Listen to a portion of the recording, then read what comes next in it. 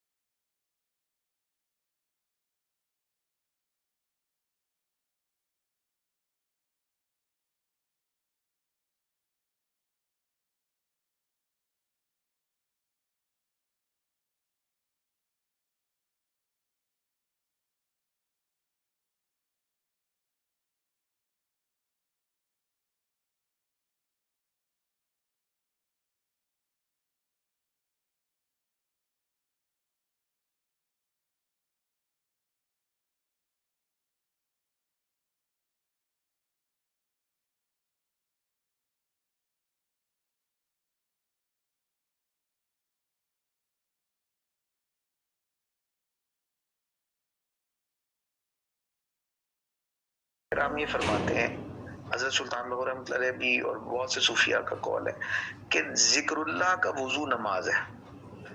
جو بندہ نماز نہیں پڑھتا ذکر اللہ اس کے وجود میں تاثیر نہیں کرتا. اب اس پر تیلن آئیں اس بات کو سمجھنے کے بعد کہ جتنی بھی تصوف میں آپ سے گفتگو ہو رہی ہے, چاہے اس کا تعلق انسان کے اندر اخلاق سے ہو, ٹھیک ہے, یا اس کا تعلق اللہ تعالیٰ کی بارگاہ کے قرب سے ہو, یا اس کا تعلق تزکیہ سے ہو, یا اس کا تعلق حضور رسالت مآب صلی اللہ علیہ وسلم کی حضوری سے ہو, ان کی مجالس, باطنی مجالس کو حاصل کرنے سے ہو, یہ تمام کی تمام چیزیں صوفیاء نے فرمایا یہ تب حاصل ہوتی ہے جب بندہ قلبی ذکر میں ریاضت کرتا ہے. اب یہ تمام چیزیں آپ کو اس کانسیپٹ کے ساتھ کلیئر ہوگی ہوں گی. اسی وجہ سے صوفیاء کرام نے زیادہ تر اپنی تصانیف میں ذکر اللہ پر اور قلبی ذکر پر زور دیا ہے, وہ بھی زبانی ذکر پہ نہیں, زیادہ تر قلبی ذکر پہ زور دیا. اب ہم اس موضوع کو کی ابتدا کرتے ہیں اور ہم قرآن و سنت سے ہی کنسلٹ کرتے ہوئے آگے بڑھیں گے. میں زیادہ تر آپ کو صوفیاء کے اقوال نہیں سناؤں گا بلکہ آیات اور احادیث آپ کے سامنے پیش کروں. قرآن مجید میں اللہ تعالیٰ نے 700 مقامات پر نماز کا حکم دیا. قرآن مجید میں کوئی ایک مقام بھی ایسا آ جائے جس سے ہمیں امر کے صیغے کے ساتھ یہ بات مل جاتی ہے کہ اللہ تعالیٰ نے حکم دیا ہے کہ یہ کرنا ہے, تو وہ فرض ہے, اور فرض قرض ہے کہ آپ نے جو ہے نا اس کو لازمی ادا کرنا ہے. یعنی ایک دفعہ بھی آ جائے تو آپ اندازہ کریں کہ قرآن مجید میں کوئی ایک جگہ ہی کسی چیز کا حکم ہو جائے تو اس کی اہمیت کا اندازہ کیا جا سکتا ہے. لیکن قرآن مجید میں آپ اندازہ کریں اگر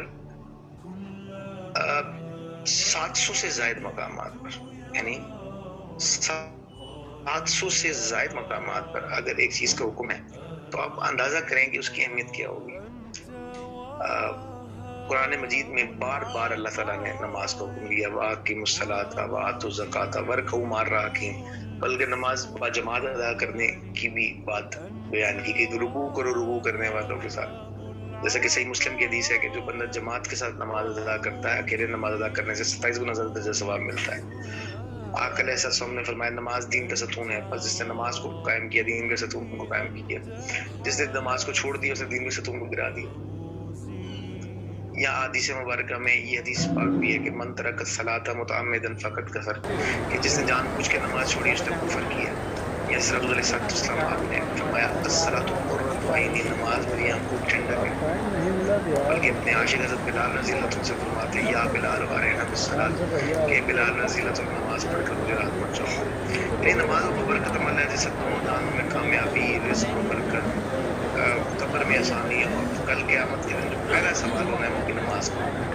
یہ کل قیامت کے دن سب سے پہلا جو حساب ہے وہ حدیث مبارکہ اس کو مفہوم ہے کہ نماز کا لیا جائے گا. یا قرآن مجید کی وہ جو آیت ہے کہ قد افلح المؤمنون الذین هم فی صلاتهم خاشعون, بس تحقیق وہ مومن کامیاب ہو گئے جنہوں نے خشوع و خضوع کے ساتھ نماز ادا کی, کہ دل میں وہ خشوع اور سجدے میں وہ نیاز, پھر باعث نجات مسلم تیری نماز. تو بات یہ ہے کہ یہ تمام باتوں میں جو یہ بیان کی گئی یا حدیث مبارکہ میں جو نماز کے حوالے سے بیان ہمیں ملتا ہے اور جو وعیدات ملتی ہے نماز کو ترک کرنے کے حوالے سے, لیکن ان تمام کو بیان کرنے کے بعد بھی اگر آپ دیکھیں تو قرآن مجید نے نماز سے کئی مقامات پر اہمیت جو ہے نا, یعنی کہا کہ نماز کی بڑی اہمیت ہے, لیکن نماز پڑھنی کس لیے ہے اس کا اشارہ دیا ہے. اور وہ کیا فرمایا کہ اصل مقصود تک جب بندہ نماز میں قائم ہو جائے اور شریعت پر عامل ہو جاتا ہے تو انسان کو جو اس کا آپ سمجھیں کہ مغز حاصل ہوتا ہے اس نماز کا, وہ ذکر اللہ ہے. اور اسی لیے اکثر صوفیاء نے اسے ایک نماز ظاہر کہا ہے اور ایک نماز باطن کہا ہے. یعنی ذکر اللہ کو اکثر صوفیاء نے نماز باطن کا, ایک دل کی نماز کا ہے, کہا کہ ایک زبان کی نماز ہے اور ایک وجود کی نماز ہے اور ایک دل کی نماز ہے. یعنی ذکر اللہ کے لیے ایک الگ اصطلاح صوفیاء نے استعمال کی, وہ دل کی نماز استعمال کی. اور اب قرآن مجید کی اس آیت مبارکہ پہ غور کیجئے گا کہ اتنا سارا حکم ہونے کے باوجود، نماز کی اتنی اہمیت بیان کرنے کے باوجود، قرآن مجید میں اللہ تعالیٰ نے فرمایا وَأَقِمِ الصَّلَاةَ لِذِكْرِي، کہ نماز قائم کرو میرے ذکر کے لیے۔ یہ نماز کی اتنی اہمیت ہونے کے باوجود اللہ تعالیٰ قرآن مجید میں فرما رہا ہے کہ نماز قائم کرو میرے ذکر کے لیے۔ یعنی ذکر اتنا اہم ہے کہ نماز جیسا اہم عمل بھی اس کے لیے قائم کرنا ہے۔ جیسا صوفیاء نے کہا کہ نماز وضو ہے ذکر کا، تو جو اعمال باطن ہے وہ، یا جو باطن سے آپ کو اللہ تعالیٰ نے جو فوائد ادا کرنے ہیں، اس کے اندر نماز کی حیثیت وضو کی ہے۔ یہ نماز نہ پڑھیں تو ذکر اللہ سے ہمیں کوئی استفادہ نہیں ہو سکتا، لیکن قرآن مجید نے بیان کیا نماز قائم کرو میرے ذکر کے لیے، کہ ذکر اتنا اہم ہے کہ نماز بھی اس کے لیے قائم کرنا ہے۔ میں اس میں صرف 3 احادیث آپ کے سامنے پہلے پیش کر دیتا ہوں، اس سے آپ کو ذکر اللہ کی اہمیت کا اندازہ ہو جائے گا۔ حدیث مبارکہ آتی ہے، مستند احمد کی حدیث ہے کہ ایک دفعہ سیدنا ابو بکر صدیق رضی اللہ عنہ نے آقا علیہ السلام کی بارگاہ میں عرض کی کہ یا رسول اللہ صلی اللہ علیہ وسلم، سب سے بہترین نماز پڑھنے والا کون ہے؟ اچھا، اب اس میں ایک بات بھی سمجھیے گا، اس میں پہلے نقطہ سمجھ لیں۔ ہمارے لوگ سمجھتے ہیں کہ جی ہر چیز ذکر ہے، مطلب کوئی بندہ قرآن پاک کی تلاوت کر رہا ہے تو یہ بھی ذکر کر رہا ہے، کوئی بندہ نماز پڑھ رہا ہے تو نماز بھی ذکر ہے، ان نماز کو بھی اللہ ذکر کے معنوں میں لے لیتے ہیں۔ لیکن اگر نماز ذکر ہے تو قرآن مجید میں نماز کا ذکر الگ کیوں ہوا اور ذکر کا بیان الگ کیوں ہوا؟ فار ایگزامپل، تو یہ آیت مبارکہ ہے کہ وَأَقِمِ الصَّلَاةَ لِذِكْرِي، نماز قائم کرو میرے ذکر کے لیے، تو نماز کو الگ بیان کیا گیا، ذکر کو الگ بیان کیا گیا، مطلب نماز ایک الگ چیز ہے اور ذکر ایک الگ چیز ہے۔ اچھا، پھر قرآن مجید کی ایک اور آیت، پھر فَإِذَا قَضَيْتُمُ الصَّلَاةَ فَاذْكُرُوا اللَّهَ، جب تم نماز ادا کر چکو تو اللہ کا ذکر کرو۔ تو پتہ چلا کہ نماز ابھی کمپلیٹ ہو گئی ہے قرآن مجید کی آیت کے مطابق، اور پھر اس کے بعد ذکر کرنا ہے، تو اس سے پتہ چل گیا کہ نماز ایک علیحدہ عمل ہے اور ذکر ایک علیحدہ عمل ہے، اور ذکر اللہ اتنا اہم ہے کہ نماز بھی اس کے لیے قائم کرنی ہے۔ اور پھر چلیں تیسری آیت کی طرف چلتے ہیں۔ 2 اعمال ایسے ہیں کہ جن کے متعلق قرآن مجید میں اللہ تعالیٰ فرماتا ہے کہ اگر وہ 2 اعمال آپ نے کیے تو آپ کبھی بھلائی کی طرف نہیں آ سکتے، کبھی بھی بھلائی کی طرف آپ نہیں آ سکتے اگر 2 اعمال آپ نے کیے۔ اور 2 اعمال ایسے ہیں کہ اگر آپ نے کیے تو کبھی بھی آپ اچھائی کی طرف نہیں آ سکتے۔ 2 اعمال ایسے ہیں کہ اگر آپ کریں تو کبھی بھی آپ برائی کی طرف نہیں آ سکتے، اور 2 اعمال ایسے ہیں کہ جو اگر آپ کریں تو اللہ تعالیٰ کی معجزہ کرے تو انسان ہدایت کی طرف آئے، ورنہ اس کا ہدایت کی طرف آنے کے سارے راستے بند ہو جاتے ہیں۔ قرآن مجید کی ایک آیت ہے، اس کا مجھے آیت یاد نہیں آ رہی ہے، اس کا ترجمہ مفہوم میں آپ کو بتا دیتا ہوں۔ قرآن مجید میں اللہ تعالیٰ نے کہا بے شک شیطان یہ چاہتا ہے کہ وہ تمہیں شراب لگا کر آپس میں لڑائے جھگڑے، یعنی یہ 2 عمل ایسے خباثت والے ہیں کہ جو بندہ ان میں سے کسی ایک کو بھی اختیار کر لے، اس کا دین، ایمان اور دین دنیا دونوں اجڑ جاتی ہیں۔ کون کون سی؟ ایک ہے شراب اور ایک ہے جوا۔ شراب بھی بندہ ایسا ہی ہے کہ کہتے ہیں کہ گویا شراب پینا، بعض صوفیاء نے کہا ایسا ہے جیسے گویا اپنی ماں کے ساتھ خانہ کعبہ میں زنا کرنا ہے، یعنی اس قدر بات ہے۔ جس طرح اسی طرح کی ایک بات جو ہے وہ سود کے متعلق احادیث مبارکہ میں ملتی ہے۔ تو جو شراب جو ہے اس کے حوالے سے بہت زیادہ صوفیاء کرام نے اس بات کو بیان کیا۔ تو شراب جو ہے، جو بندہ شراب پیتا ہے اس کے اندر بہن بیٹی کا بھی لحاظ نہیں رہتا، یعنی شراب جو ہے وہ ایک ایسا خباثت والا معاملہ ہے، جتنی بھی نشہ آور چیزیں ہیں ان کے بارے میں جو شراب کے حکم میں داخل ہوتی ہیں وہ ساری اس میں ہیں۔ تو شراب پینے والے کا بندہ یہ معاملات ہوتے ہیں کہ اس سے آپ خیر کی امید نہیں رکھتی، اس کے لیے اس کو ام الخبائث کہا جاتا ہے۔ لیکن اس کے ساتھ ساتھ جوئے کے بارے میں بھی بات ہے، اور وہ یہ ہے کہ کہا جاتا ہے کہ جو بندہ جواری ہوتا ہے وہ اپنی ماں بہن بیٹی بھی بیچ دیتا ہے، یعنی اس کے اندر بھی کوئی عزت اور غیرت نام کی کوئی چیز نہیں ہوتی.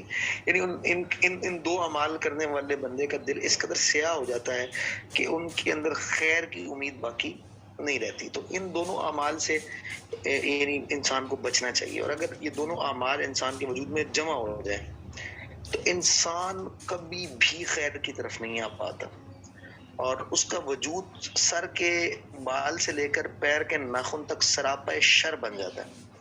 جسے ہم سراپا شر کہتے ہیں نا، وہ سراپا شر ہو جاتا ہے. اور آگے جو بات فرمائی، دو اعمال ایسے ہیں جنہیں اگر آپ جمع کر لیں تو انسان کبھی گمراہ نہیں ہو سکتا، انسان کبھی بے حیائی اور برائی پہ آمادہ نہیں ہو سکتا. چاہے اس کے سامنے بے حیائی اور برائی ہو، لیکن اس کا دل جو ہے وہ، اس کا جو میلان ہے وہ کبھی اس طرف نہیں ہوتا. اور وہ دو اعمال کون سے ہیں؟ وہ دو اعمال قرآن مجید میں بیان کیا، نماز اور ذکر اللہ کو جمع کرنا. پوری قرآن مجید کی جو آیت ہے وہ یہ ہے، بے شک شیطان یہ چاہتا ہے.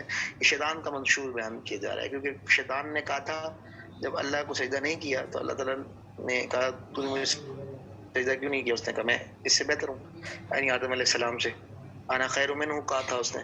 تو اس نے یہ بات بھی بیان کی تھی کہ جب یہ بات اس سے ہوئی تو اس نے کہا تھا لاقعدن لہم صراطک المستقیم، یا اللہ میں تیرے بندوں کو صراط مستقیم سے روکوں گا.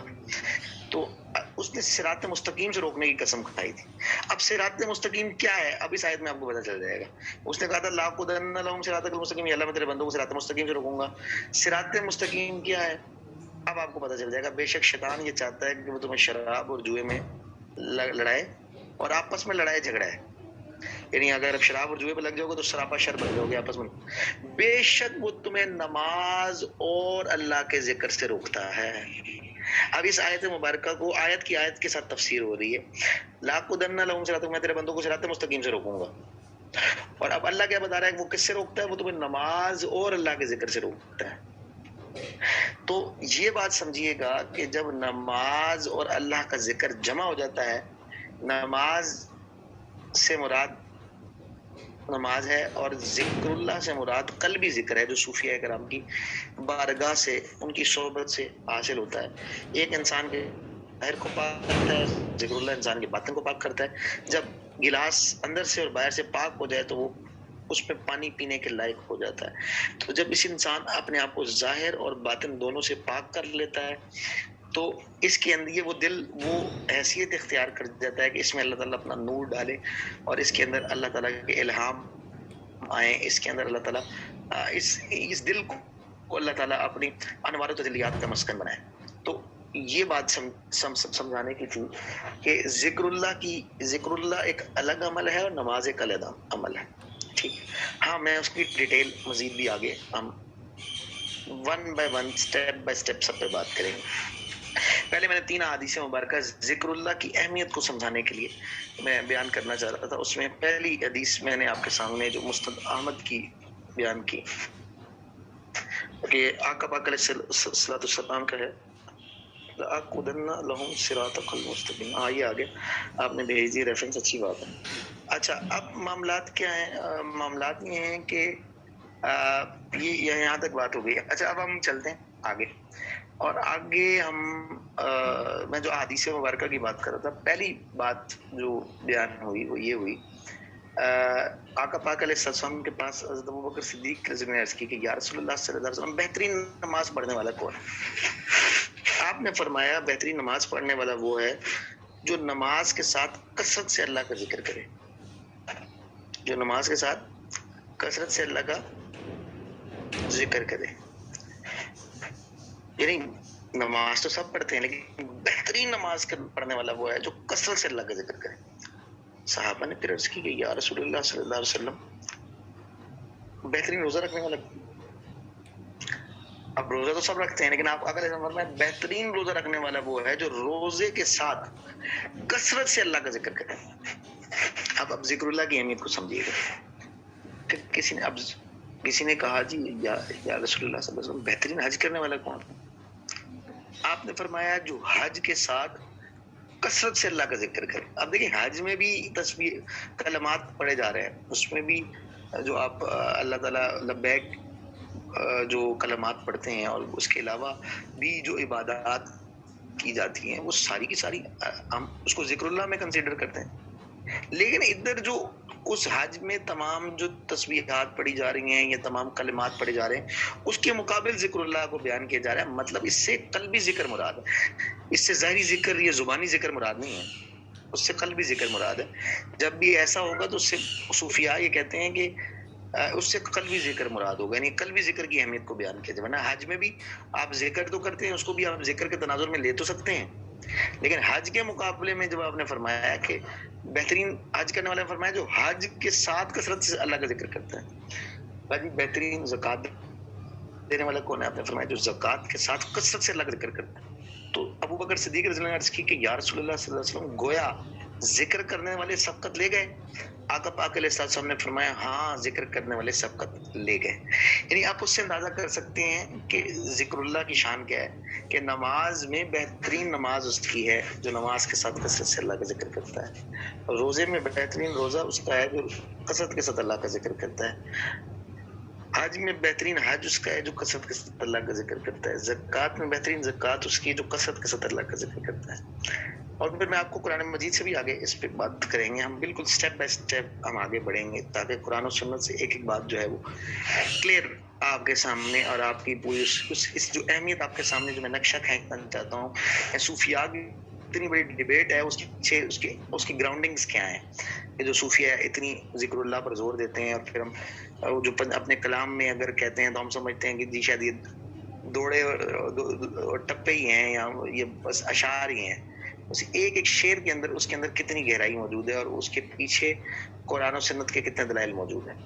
بہرحال ایک اور حدیث مبارکہ جو بڑی مشہور ہے کہ آقا علیہ السلام نے فرمایا, غالباً صحیح بخاری کی ہے, کہ یہاں سیاستہ کے اندر موجود ہے یہ روایت. آقا پاک علیہ السلام نے فرمایا کیا میں تمہیں ایسا عمل نہ بتاؤں کہ تم پہاڑ جتنا سونا چاندی اللہ کے راستے میں خرچ کر دو, اس سے بھی بہتر ہو. اب آپ امیجن کریں پہاڑ جتنا سونا چاندی بندے کے پاس آئے تو بندے کی نیت بگڑ جاتی ہے.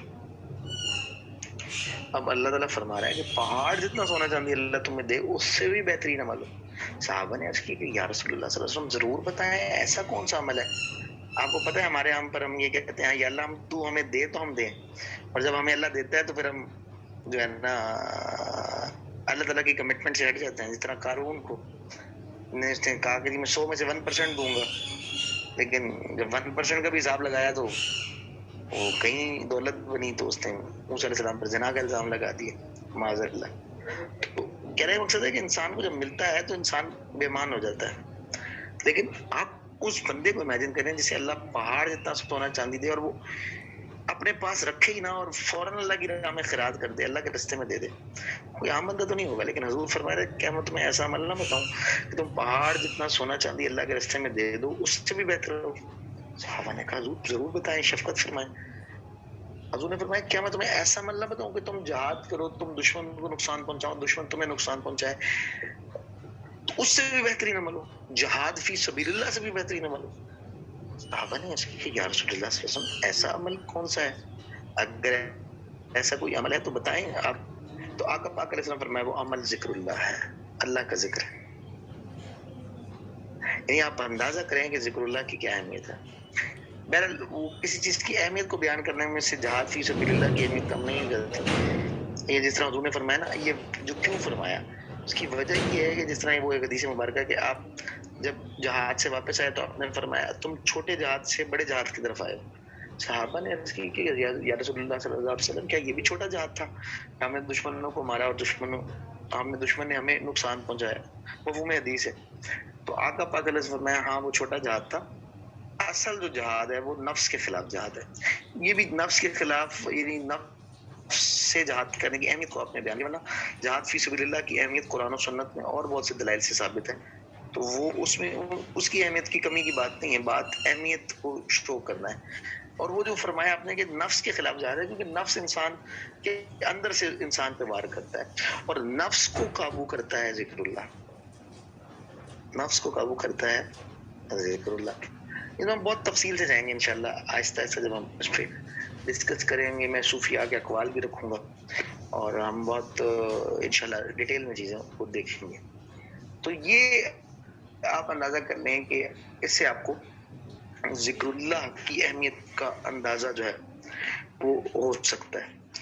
اچھا اب ہم بات کر لیتے ہیں کہ ذکر سے مراد کیا ہے.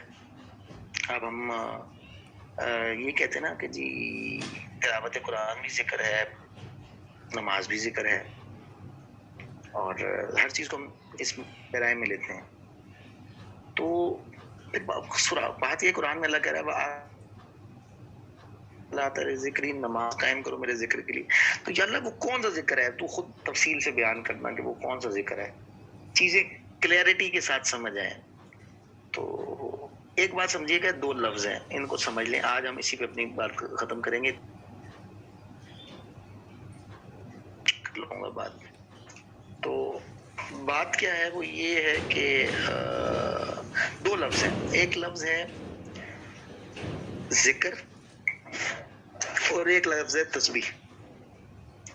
ذکر کو عموماً ہم دو حصوں میں ڈیوائڈ کر لیتے ہیں، ایک زبانی ذکر ہے اور ایک قلبی ذکر ہے. یعنی مین ذکر کو جو ہم ڈیوائڈ کرتے ہیں وہ دو حصوں میں کرتے ہیں. صوفیاء کہتے ہیں کہ جہاں پر بھی لفظ تسبیح آئی ہے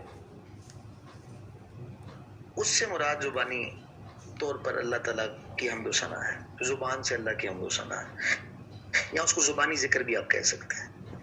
لیکن جہاں پر بھی ذکر کا لفظ آیا اور کثرت کا لفظ داخل ہو گیا اس کے ساتھ، اس سے مراد زبانی ذکر نہیں ہو سکتا. یعنی زبانی ذکر کے لیے بھی لفظ زبان سے اللہ تعالیٰ کی حمد و ثنا کے لیے بھی اللہ تعالیٰ نے ذکر کا لفظ استعمال کیا ہے. لیکن جہاں ذکر کا لفظ آیا ہو اور کثرت کا لفظ بھی داخل ہو گیا ہو تو وہاں اس سے مراد قلبی ذکر ہوتا ہے. اور حضور علیہ السلام کا فرمان ہے خیر الذکر ذکر الخفی، سب سے بہتر ذکر ذکر خفی ہے. تو ہم اس کو بالکل ایک ٹیکنیکلی بنیادوں پر ہم آگے لے کر چلیں گے. دو لفظ ہیں، ایک لفظ ہے تسبیح اور ایک لفظ ہے ذکر. آپ اگر اس کو تھوڑا سمجھ لیں گے تو بات کلیئر ہو جائے گی، آپ کو کافی چیزیں کلیئر ہو جائے گی، صوفیاء کا پرسپیکٹو آپ کے سامنے کلیئر ہو جائے. تسبیح کہتے ہیں تعریف کو. آپ مجھے بتائیں تعریف زبان کرتی ہے یا دل کرتا ہے؟ تعریف اظہار مانگتی، اظہار نہیں. دل میں چاہے جو کچھ کہتا رہا ہوں تعریف تو نہیں ہوگی، وہ تو آپ کو پتہ ہی نہیں چل رہا. تعریف تو اظہار مانگتی ہے، ٹھیک ہے. تو تسبیح کہتے ہیں تعریف کو، اور تعریف کا تعلق زبان کے ساتھ ہے یا جسم کے ساتھ ہے، ٹھیک ہے. ذکر کہتے ہیں یاد کو. آپ مجھے بتائیں یاد کا تعلق زبان کے ساتھ ہے؟ یاد کس میں کیا جاتا ہے؟ کہ دل یاد لئی بڑھایا ہے، تعریف لئی زبان. دل یاد لئی بڑھایا ہے، تعریف لئی زبان، اکھیاں بنائیاں سونے دے دیدار واسطے. یعنی پتہ چلا کہ جو اللہ کی حمد و ثنا ہم زبان سے بیان کرتے ہیں یا اس وجود سے بیان کرتے ہیں وہ تسبیح ہے، اور جو اللہ کی حمد و ثنا ہم قلب سے بیان کرتے ہیں وہ ذکر ہے.